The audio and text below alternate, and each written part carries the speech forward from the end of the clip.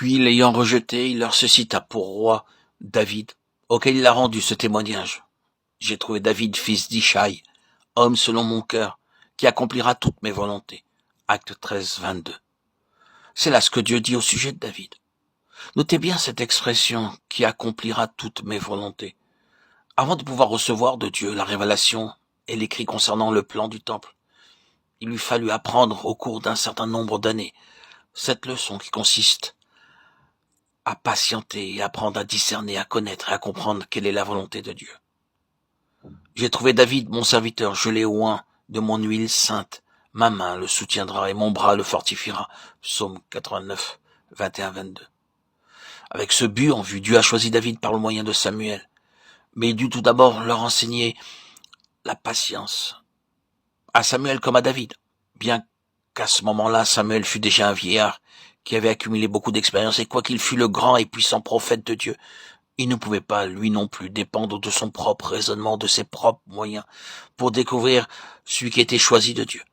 Nous autres, qui sommes dans le service de Dieu, nous commettons souvent cette grave faute de nous laisser diriger et gouverner par les apparences extérieures et naturelles pour le choix des personnes qui doivent travailler dans l'œuvre de Dieu. Mais les pensées de Dieu ne sont pas nos pensées. Car mes pensées ne sont pas vos pensées, vos voix ne sont pas mes voix, dit l'Éternel. Autant les cieux sont élevés au-dessus de la terre, autant mes voix sont élevées au-dessus de vos voix. Ésaïe 55, 8, 9. Considérez, frères, que parmi vous qui avez été appelés, il n'y a ni beaucoup de sages selon la chair, ni beaucoup de puissants, ni beaucoup de nobles. Mais Dieu a choisi les choses folles du monde pour confondre les sages. Dieu a choisi les choses faibles du monde pour confondre les fortes. Et Dieu a choisi les choses viles de ce monde et celles qu'on méprise, celles qui ne sont point, pour réduire à néant celles qui sont, afin que nulle chair ne se glorifie devant Dieu. 1 Corinthiens 1, 26, 29. Au moment où Samuel fut conduit à désigner David, celui-ci, par son apparence, laissait voir son intelligence. L'un des serviteurs prit la parole et dit, « Voici, j'ai vu un fils d'Ishaï, Bethléemite, qui sait jouer. C'est aussi un homme fort et vaillant, un guerrier, parlant bien et d'une belle figure. Et l'Éternel est avec lui. » 1 Samuel 16, 18.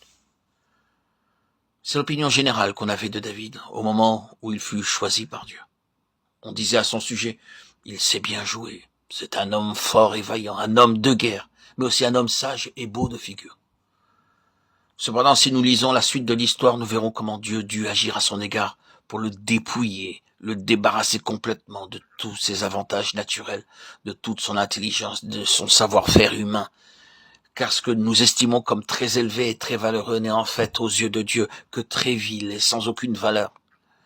Ce que nous appelons sagesse et intelligence, Dieu l'appelle simplement foin, paille et chaume. Or, à deux occasions, Dieu conduisit David sur un aire de battage. Ce que nous appelons sagesse n'est en fait aux yeux de Dieu que de la paille battue. Un aire de battage. C'est un lieu où l'on sépare le bon grain de la paille.